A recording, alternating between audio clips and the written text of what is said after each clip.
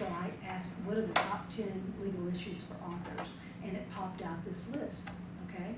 Guess what? My PowerPoint that I've done this program before had all of these subjects on it already. There was nothing that wasn't in my PowerPoint. The only thing is it was needed to be moved around a little bit. So that made me feel really good, number one, that I was on the right track. And number two, that I thought, well, gosh, if I had done this, 10 years ago when I first started doing this program, it would have saved me a whole bunch of time. So I just don't think that AI is going to replace us as artists or my thought processes. But it kind of was a little bit of a confirmation for me. Hey, yeah, you're on the right track. But so anyway, these are the top 10 illegal issues we're going to talk about. I want to tell you a little bit about me. This is my first fiction book, and it's been a long time, y'all. It's been 10 years. I just, I've been busy being a lawyer. It's not easy to do everything. But I was really blessed because Jack Canfield, the co-creator of the Chicken Soup for the Soul series, he actually endorsed the book. So that was a big honor for me. It will always be a big honor. And actually, this is selling on Amazon still after 10 years. It sells a lot. My publisher's not taking it off.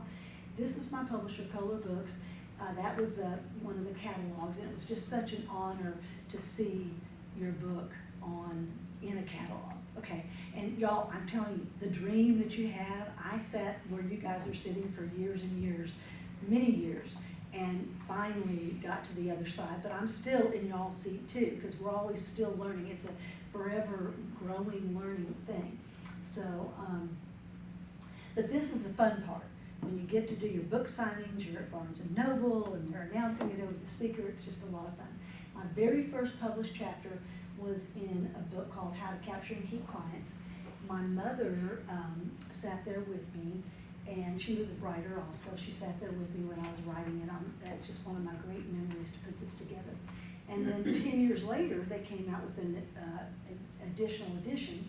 So I got to update my old chapter, but I also wrote this chapter, The Conscious Lawyer, How to Practice of Mindfulness Will Increase Your Bottom Line.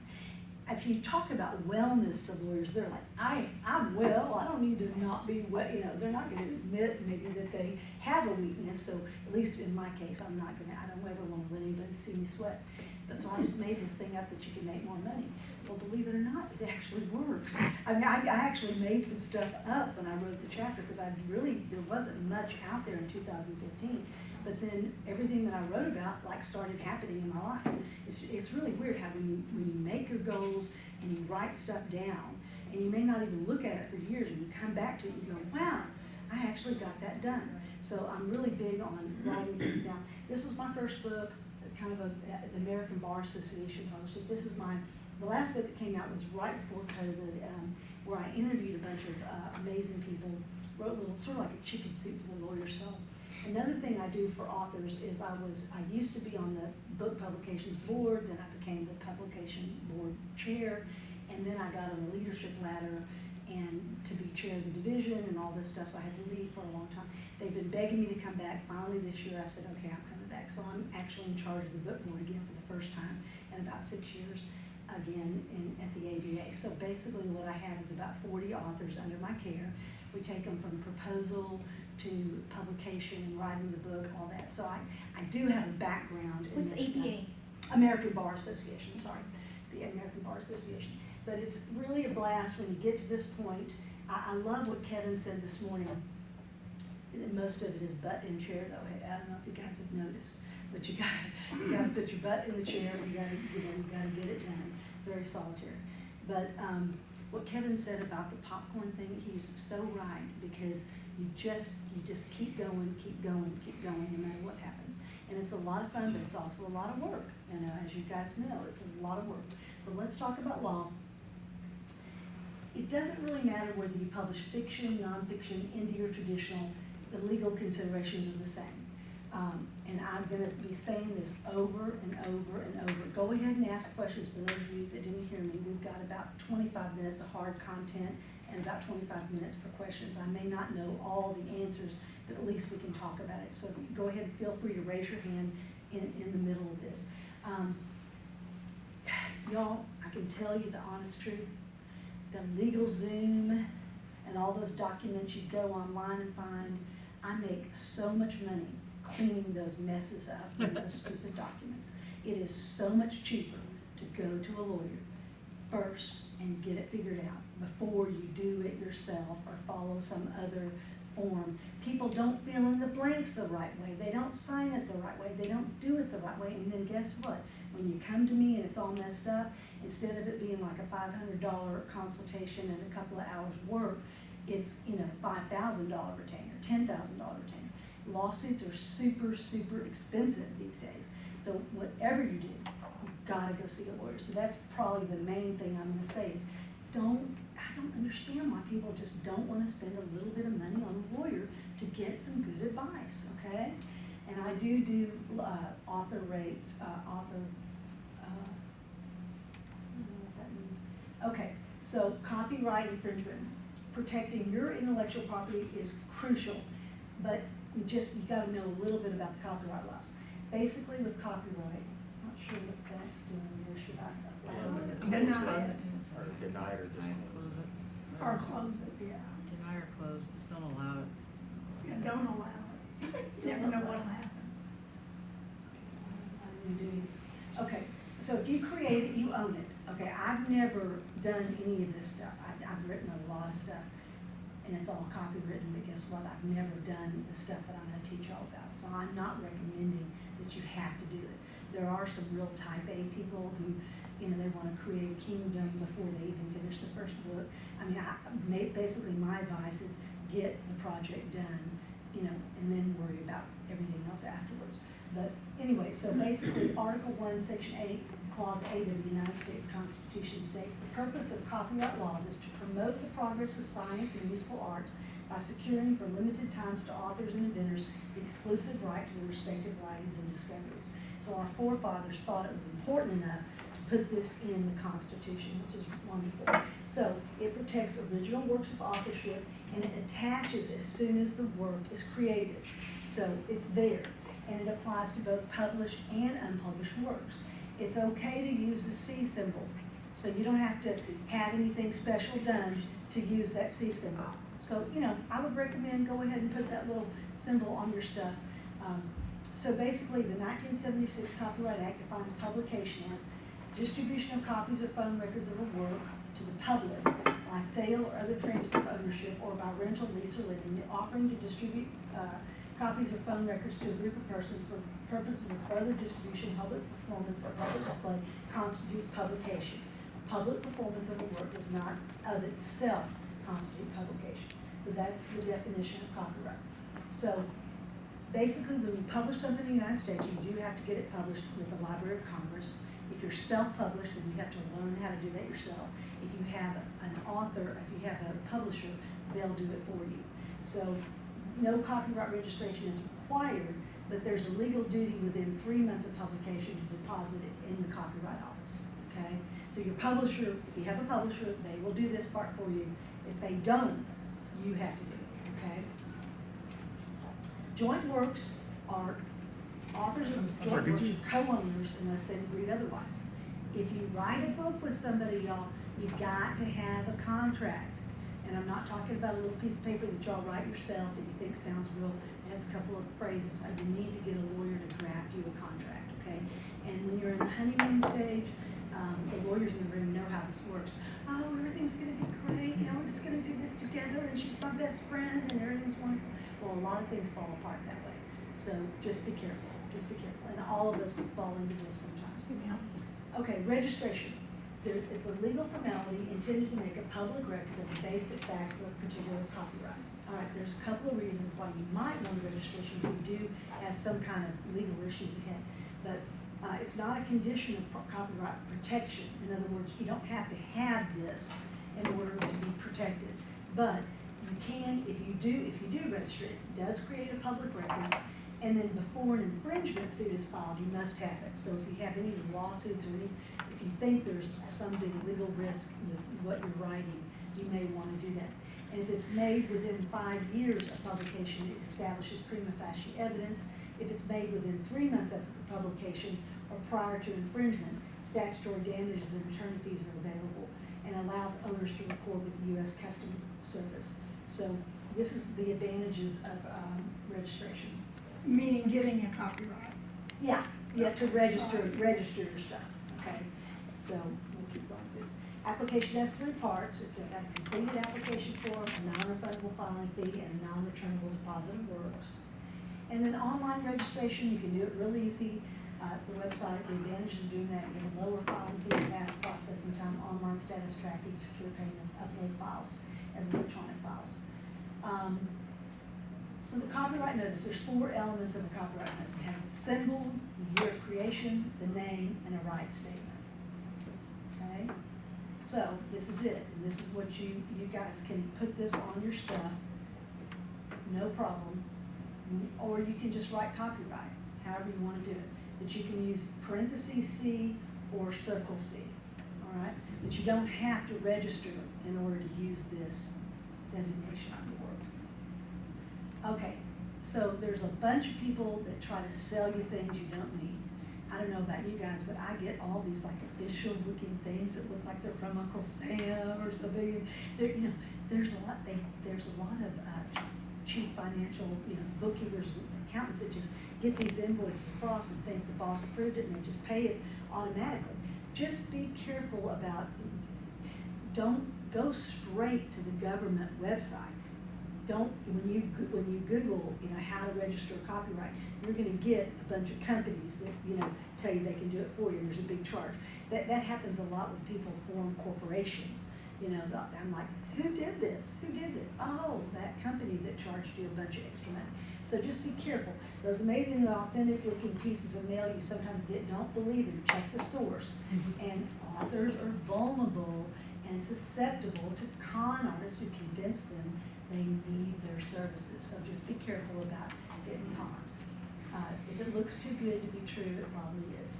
Okay, plagiarism. Everybody knows what that is, taking someone else's ideas and work as your own. And just avoid using others' work without proper attribution or permission to prevent your plagiarism claims. Some of the famous people that have been accused of plagiarism, Beyonce, Doris Kearns Goodwin, she's a historian, you know her, a presidential historian, Dan Brown, Helen Keller, Amy Schumer, George Harrison, Jane Goodall, the Beach Boys, James Fry, Million Little Pieces. So, they get them settled. Sometimes it's inadvertent, sometimes it's intentional, and a lot of times they just get the cases settled. But it still costs you a lot of money. Always credit your sources, avoid a claim of plagiarism, always credit your sources. When in doubt, just make it fiction. Okay? Like a gal named Dorothy Allison, I don't know if you guys have heard of her, she's an author, she was speaking one time, she did a thing called Red Eye Gravy or something like that. She talked about, she said, the great thing about writing is you could write about your mean old grandmother that was just horrible to you or whatever. But people when they read your story, they never see themselves even if it's obvious to you that it's them. They don't recognize themselves as the bad guy. My girlfriend from high school, after she started reading Crosstown Park, she calls me. She says, "Where am I? Where am I?" And I said, "Karen, this book is not about us. This is a fictional book. Nobody's there. Nobody's there." That everybody looks for themselves in your writing. Contracts. Yes, sir. So, one of the things I've always been told is don't put any music lyrics. I got a whole bunch of music. Okay. I got a whole bunch of music coming up. So let's hold that. So let me ask you a Yes, question. So if I'm quoting, because mine is historical fiction, so I'm listing a person that really existed, and I'm giving them a grandson. Mm-hmm. And I don't know if they had a grandson and the grandson had the same name, but I'm saying that this person who lived in 1850 had a grandson who was alive in 1915, and that this grandson did this and did that and did that. I think if it's like from the 1800s, if it's 100 years later, I don't think it's going to matter. It probably depends on, and let's get through the material on that stuff. But, I don't think that, it just depends on how big it is and how well known the person is and whether it's, like if you were writing about Shackleton's Antarctica thing and you added another sailor to the trip when there's only like 23, that might be probably not a good thing to do. It just depends. What do you guys think? Lawyers? Yeah. Well, from 100 years ago, I mean, is anybody even gonna know that person anyway? You'd have to make absolutely sure that they didn't exist, that you didn't accidentally pick the name that was the name of somebody. Make sure it's completely fiction. Yeah, I would Like just verify kind of be careful. completely I would- fiction. Do my research on that personage and see what their family history is, if they had somebody who took their same name or something like that? Yeah, because you don't want to do something about somebody who actually Actually lived exists. and have it be a fictional backstory, because they may take exception, or their grandchildren may take exception. Or Because the it's great, like, I mean, if it's 200 years ago, but yeah, it just depends on. Thank you. even if, yeah, I mean, even if it's just bad press, I don't think you'd want it. I think you'd want it to be Right. completely fiction if it was I do. fiction. I Yeah, don't know. I agree, I would be careful. So, getting to contracts, okay, be cautious when signing publishing contracts. Sometimes we're in such a big hurry to get it done, and we're so excited, yes, I'll do anything. Definitely need to read the fine print, okay? And you also, one thing that I do is that, I make sure that I can use the material in other formats, okay? Like, you don't wanna have to ask them every time you go speak about it or blog about it. You wanna also be able to republish it someplace else, and there's proper ways of doing that with attribution, you know, that you just, as long as you give the, like, I write a column for the American Bar Association every month. So I have a clause in my contract that says that I can post it as long as I'm giving proper attribution. And the proper attribution is just like a little, so always if you're gonna use something of someone else's that's already been published, or you're including something, just ask for permission, and usually they'll give it to you as long as you have proper attribution, okay?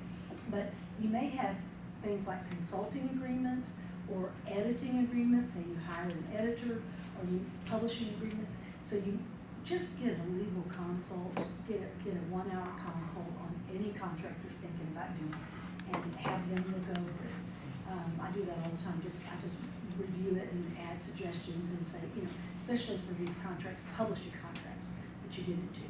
Now, with a publishing contract with Amazon, you don't really have a lot of choice to edit anything, because it's like you sign whatever they want to sign. But, you know, you want to make sure your international rights, film rights, options, all that stuff. Just make sure you can republish on your own website, you can repurpose for other uses, and go over the contract carefully. Always seek an attorney. You know, defamation. Ensure your writing doesn't defame or harm the reputation of individuals or organizations, as this can lead to legal action. Just like with you, if somebody from the family, what is the likelihood of somebody either knowing this person or finding out about it or whatever? When in doubt, change the name so you're protected, and to avoid a defamation claim if you fictionalize a true story. Okay, so you can fictionalize a true story, but just change the names. So, based on a true story, it's based on a true story. And it's not is a true story, it's based on a true story. And you can write about true events with fictional characters, like you can have your fictional characters be at the assassination of Abe Lincoln. You know that, and it's not really, they really weren't there, it's just how you want it to be, but it's a true event, okay? So, standard disclaimer, this is a work of fiction and all characters are entirely fictional. Any resemblance to real people living or dead is coincidental. How many times have we read that? We know it's not really true, but, you know, they put it in there, so that's fine. Respect privacy rights and obtain consent when writing about real people or using their personal information. And they should sign a contributor release form that you have an attorney prepare for you. Don't go on a verbal agreement, as those are messy and hard to prove up in court. Well, you wouldn't believe how many people call me with these, well, so where's your operating agreement? Well, we just had an agreement, you know, well, he died, so now we don't know what the agreement is, you know? Gee whiz, you know, I've got an 80-year-old client right now who, that's what he did, handshake deals with all his business partners. 2 of them have died since April, and there's no documentation, there's no anything. So you just never know, like the person that you're in with a book project, what happens if one of them dies in a car accident? You know, where does that leave you with your rights? You do have to think about all those things, and lawyers, we're just, you know, worst case scenario people. I will tell you things that you know, oh, I don't want to hear it, I don't want to hear it, I don't want to hear it. Well, yes, you need to hear it, and you need to think about it. You know what I'm talking about, lawyers? I got 2 lawyers in here. So. What if we're just using somebody's name but not their likeness, or if I used your name and I gave my character your name? It has nothing to do with you, but it happens to be your name. You know, there's 3 people named Melanie Bragg in the world. I'm just kidding. I actually know my namesake. She's in Australia, so we're friends down together. There's another she's Houston lawyer the- named Belinda Brown. Huh? Say what? There's another Houston lawyer named Belinda Brown that's younger than me, different Yeah, middle see? name. Yeah. Yeah, so it can happen. That's why you have that disclaimer that it doesn't have anything to do with any real people. Yeah, because you can accidentally get a name that's somebody else's name. Yeah, the funny thing is, I always tell people, if you Google images for Melanie Bragg, I'm not the swimsuit model, you know, in the waterfall, but I'm kind of like, I was like, gosh, I'm happy that there's a gorgeous, single, you know, Yeah. cute little sexy girl that has my name, you know, that's how we got to be friends. We actually send each other Christmas presents too. She's so sweet. But, and yeah, we have a whole lot of stuff in common. And then the other Melanie Bragg is an executive at Cisco in San Francisco. So, they contributor release form, so like when you were saying to me about, you know, do you want, can I use this or where, however, you know, it's a good it would be a good idea for you to have a little form for me to sign saying, I agree to let you use this just in case, because like, what if you did something or said something that completely misrepresented everything that we were talking about today, and I came after you, and you're like, gosh, I wish I had my speaker release form. Do you know what I mean? I mean, those are really good things. I have to sign those all before I do anything. Usually in most groups, I have to sign a speaker release form that says that they can use the image, they can use the materials, all that kind of stuff. Yeah, don't go on verbal agreements, so, but just really always think about people's privacy rights. Okay, so trademark. Trademark is commonly known as a brand name. If the rules are followed, you can use it. So trademark is defined as a simple word or words legally registered or established by use as representing the company or product. Trademarks are used in connection with sale of a product or service, whereas the copyright is your actual work. The trademark is a name for like your brand, okay? I've got 3 trademarks, so I know a little bit about them. Several legal theories, there, you know, trademark infringement, trademark dilution, trademark tarnishment. Dilution and tarnishment are the ones authors need to be aware of in their writing. Don't tarnish a trademark by using it in a negative or offensive manner. And sometimes these companies really do take it seriously about what you say about their brand and how you use it. If it's infection. Huh? Even if it's Yeah, infection. yeah, I mean, they just don't, you know, you just have to be careful. So copyright's automatic and can't be copied or used without permission from the author. Trademark doesn't exist until it's used in connection with the company that sells the product. As long as you don't confuse buyers or disparage the trademark, you can use it, okay? You know, the thing about cliches, you know, any writing novel structure teacher will teach you, you know, just try not to be too clicky, cliche-ish, you know, just try to, you know, find other words that go for this. If you use a trademark as a cliche, like a Coke, to me a Coke includes Dr. Pepper, Sprite, root beer, but to Coke it doesn't, you know. And Kleenex, you know, I think a Kleenex is a Kleenex, but really it's, you know, not. Tissue. It's a tissue, yeah. So if you use a trademark as a cliche, you don't have to designate it as a trademark in your writing. You don't have to put the symbol on it or anything like that. But like, for instance, don't say someone Googled the address. Say they used Google to locate the address. Okay, so that's a subtle difference. So whenever you're using trademarks, just try to, you know, the second one, they use Google, that's proper attribution. But Google the address, no, that's not proper attribution, okay? So it's just a little I find that subtle. a little Huh? contradictory. You say we can use it in a cliche, but you don't consider Googling something a cliche? Googling is probably a cliche, but it's a trademark, so you say, you Google with a capital G. So but we shouldn't say drink a Coke in the generic sense? That's what I'm trying to understand. What's the, Let me have a Coke with let me have a Coke, capital C versus little c. I mean, you wouldn't say Coke if it's really a Dr. Pepper. So just call it what it is, rather than, Okay, and so- just be careful, you know. so you're saying, use the capital letter, call it what it is? Yeah. Don't use lowercase, okay. Yeah, just, you know, just think about it, but it's not, I mean, it's not a huge thing, there's not a trademark police that are coming after you on every single little thing, but it's, editors will see the signs of a rookie. Like, when I just got a call the other day from a friend of mine said, hey, I've got a friend, he's a doctor, and you're the only author I know, so will you talk to him, you know? I said, oh yeah, sure, I'll talk to him. And he called me. He was a really sweet guy, but he had every single rookie mistake, you know, and I was guilty of the same thing too. When they say, who's your audience? Everyone. Well, no, everybody isn't your audience. And then people come up to you and they go, I've got this great story for you, you know, I've got it. And I'm like, no, you have a story for you, I have a story for me. You know, I'm writing my stories, you write your stories. No, well, I just really wish you would write it. And I'm like, no, you need to write it. And have you been to, my first question is always, what have you done? Have you been to writers' conferences? You know, are you coming to the Houston Writers Guild? I mean, coming to these things, y'all, you know, it's a lot of time and all that, but it's really a good thing to do. And just like Kevin was talking about that too, just getting in the milieu, being somebody that shows up, you learn something every single time you do it. And but he was like, I got this great story. And I said, well, okay, so have you taken this? Have you done that? Have you read this? Have you done? And he was like, no. But I just want someone to do it. I want to make a lot of money.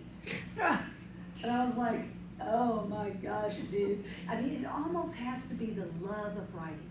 How many of you guys, when you're sitting in your computer and you're actually into the story and your characters come alive and they start doing things that you never really even expected, and it kind of feels like, do you ever get that like endorphin thing where you're almost like, God, I feel like maybe I just did a bunch of crack, but I don't, it's a natural high, you know? I get that, and then it just almost feels like being on a roller coaster. That's the feeling that we do this for. You know, all the glory, there's a lot of hard work, and you gotta schlep a lot of stuff around. That's what I realized about my book. You know, I just decided I don't really want to schlep books forever. It's a lot of work, you know. I love being an author, but there's just a lot of hard work with it too. So if you don't want to do the hard work, you know, so he went away, he's not here, he was supposed to come here this weekend, so I spent some time with him, but not that much time. He has to do his work. We have to all carry our own water.